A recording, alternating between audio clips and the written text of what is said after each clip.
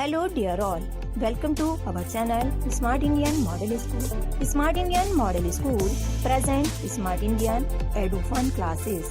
EduFun online classes includes course studies of playgroup to class 12, emotional and communication skills, happiness classes and DIY activities. Dear students, welcome back to English class, and today we will be continuing and specially finishing the chapter 1 of our Hornbill book, that is the portrait of a lady. We have studied this chapter in 6 segments till now, and this will be 7th and last one will be 8th segment, which will be as part 8 of the video. So in this video I will be continuing the chapter on page number 5, last third line. Before that, before starting, I would like to give you the summary till what we have studied till now. Firstly, the author of this chapter, Mr. Sukhwant Singh, उन्होंने अपनी दादी माँ के character sketch के बारे में बताया कि वो देखने में कैसी हैं, उनका लुक्स क्या है और उनका नेचर कैसा है. फिर वो अपनी ग्रैंड मदर की और अपनी रिलेशनशिप के बारे में बताते हैं कि that they were good friends. And then उसके बाद वो अपने इस रिलेशनशिप को और डीपली एक्सप्लेन करते हैं और कहते हैं कि वो जब विलेज में रहते थे तो वो लोग साथ में टाइम स्पेंड करते थे, नाश्ता करते थे, साथ में स्कूल जाते थे.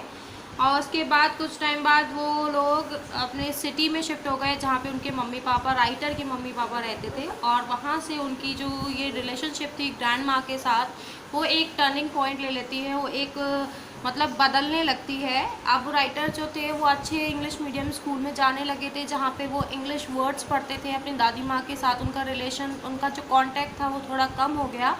हालांकि वो सेम रूम शेयर करते थे लेकिन आपस में ज़्यादा बातें नहीं करते थे. उसके बाद जब वो ऑथर जो थे, जब वो यूनिवर्सिटी लेवल पर पहुँच गए तब उनको अपना एक नया रूम मिल गया, अपना एक सेपरेट रूम मिल गया. तो अब जो कॉमन लिंक था उनकी फ्रेंडशिप का, उनकी दादी का और उनके राइटर के बीच का जो कॉमन लिंक था वो भी पूरी तरीके से टूट गया था. क्योंकि कुछ नहीं तो एटलीस्ट एक रूम तो शेयर करते थे, कभी एक दूसरे को देख तो लिया करते थे, कभी एक दूसरे से कुछ बात तो कर लिया करते होंगे.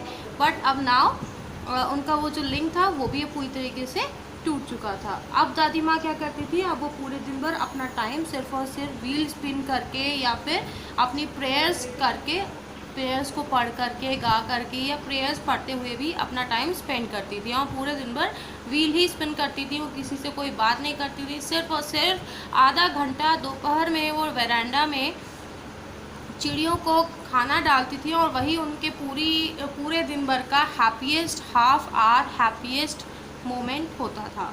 उसके बाद राइटर जो थे वो 5 साल के लिए अब्रॉड चले गए. अब्रॉड जाने के बाद जब उन्होंने सोचा कि उनकी दादी माँ जो है वो बहुत ज़्यादा अपसेट हो जाएंगी, और कोई कह भी, उनकी एज इतनी ज़्यादा थी दादी माँ की, कोई कह भी नहीं सकता कि 5 साल बाद जब राइटर वापस आएंगे तो वो दोबारा अपनी दादी माँ को देख भी पाएंगे या नहीं. उनकी दादी माँ उन्हें छोड़ने रेलवे स्टेशन गई थी जहाँ पे उन्होंने उनको किस किया था उनके फोरहेड पर, और वो किस, वो राइटर को लगता है कि उनकी दादी माँ का आखिरी किस होगा. उनके लिए एक फ़िज़िकल रिलेशन जो दादी माँ उनके बीच का था, वो किस के द्वारा वो एक आखिरी कांटेक्ट रहा होगा फिज़िकल. और फिर उसके बाद जो राइटर हैं वो कहते हैं लेकिन ऐसा नहीं हुआ. 5 साल बाद जब वापस आया तो मेरी दादी माँ मुझे वहीं खड़ी हुई मिली, यानी कि बात उन्होंने मुझे रेलवे स्टेशन पे आके पिकअप किया. हालांकि मैं 5 साल बाद घर पे वापस आया था, मेरे घर में पहला दिन था, लेकिन तब भी उनका रूटीन चेंज नहीं हुआ था. उनका हैप्पीएस्ट मोमेंट तभी वही था जब वो पहले था कि वो आधा घंटा जो चिड़ियों को खाना डालती थी, वही उनके लिए हैप्पीएस्ट मोमेंट आज भी था. तो अभी तक हमने इतना पढ़ा था. अब इसकी आगे की स्टोरी हम कंटिन्यू करते हैं. You all can take out your Hornbill books, page number 5, last third line. I am reading it loud. In the evening a change came over. She did not pray. She collected the women of the neighborhood, got an old drum and started to sing. अब वो कहते हैं कि अब शाम के समय पे अचानक से एक चेंज आया, यानी कि उनकी दादी माँ जो सिर्फ और सिर्फ 3 काम करती थी पूरे दिन भर में, व्हील चलाती थी, स्पिन करती थी व्हील को, और सिर्फ प्रेयर करती थी और आधा घंटा लगभग चिड़ियों को खाना डालती थी. अब उसके अलावा दादी माँ ने आज एक नया काम किया, आज एक उन्होंने चेंज लेकर आए वो, और उन्होंने आज बिल्कुल भी प्रे नहीं की. वो प्रे नहीं कर रही थी, वो प्रेयर करने में बिज़ी नहीं थी, बल्कि उन्होंने जो आसपास की पड़ोस की औरतें थी उनको इकट्ठा किया, एक ड्रम लिया और गाने लगी, उसे ज़ोर ज़ोर से बजाने लगी। For several hours she thumbed the sagging skins of the dilapidated drum and sang of the homecoming of warriors. Now what does this mean, sagging skin of the dilapidated drum? इसका क्या मीनिंग है यहाँ पे? जो दादी माँ थी, वो जो ढोल था वो इतना ज़्यादा पुराना था। डिलेपिडेटेड ड्रम मीन्स बहुत ज़्यादा पुराना ढोल। ठीक है, आप अपने मीनिंग बुक में लिखते रहिएगा जो मैं मीनिंग आपको बता रही हूँ।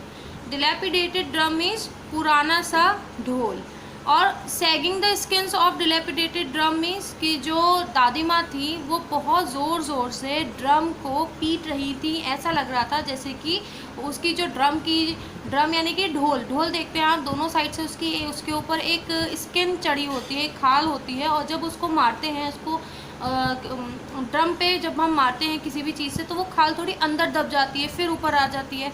तो दादी माँ क्या कर रही थी, ड्रम को वो ज़ोर ज़ोर से बीट कर रही थी, ड्रम पे मार रही थी, और उससे क्या हो रहा था, ड्रम की जो स्किन थी वो बार बार अंदर जा रही थी, फिर ऊपर आ जाती थी, फिर अंदर जाती थी, फिर ऊपर जाती थी। और इसी को कहते हैं the sagging skins of the dilapidated drum.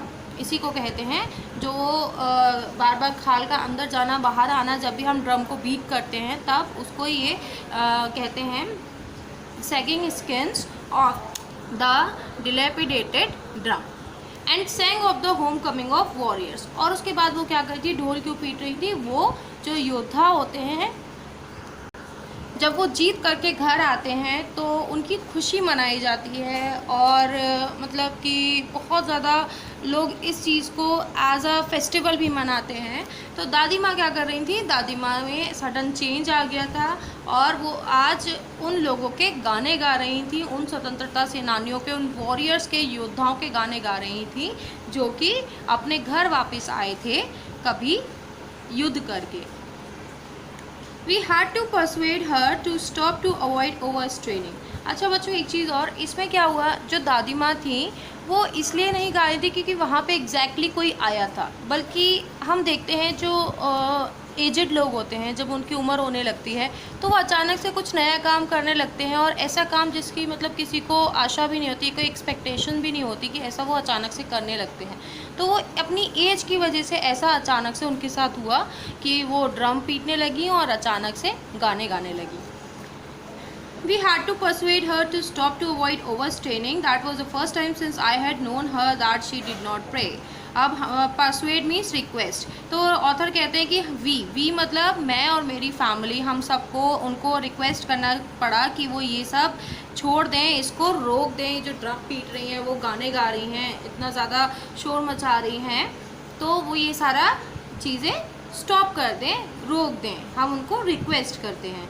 और ये मेरी लाइफ में पहला टाइम था जब मैंने देखा था कि मेरी दादी माँ प्रे नहीं कर रही थी, बल्कि वो कुछ और काम कर रही थी, बल्कि वो गाना गा रही थी। क्योंकि जब से उसने दादी माँ को देखा था, स्कूल में भी आपने देखा था, जब वो उनको तैयार करती थी तभी वो प्रेयर गाती रहती थी। स्कूल में जो ऑथर थे वो स्कूल में चले जाते थे, वो टेंपल में बैठ के प्रेयर करती थी, घर पे आने के बाद तभी वो प्रेयर करती थी, यहाँ सिटी में भी वो सिर्फ प्रेयर ही प्रेयर करती थी। तो ये पहला ऐसी बार कभी हुआ था जब ऑथर ने देखा कि उनकी दादी माँ प्रे नहीं कर रही हैं, बल्कि वो गाने गा रही हैं, वो ढोल पीट रही हैं। The next morning she was taken ill. अगली ही सुबह वो बीमार हो गई। It was a mild fever, थोड़ा सा हल्का सा बुखार था, and doctor told us that it would go. और डॉक्टर ने यदि आपको हमारा वीडियो अच्छा लगा हो तो आगे की वीडियो की नोटिफिकेशन प्राप्त करने के लिए कृपया बेल बटन दबाएं और चैनल सब्सक्राइब करना ना भूलें। Please subscribe our channel of Edufun classes. Thank you for watching.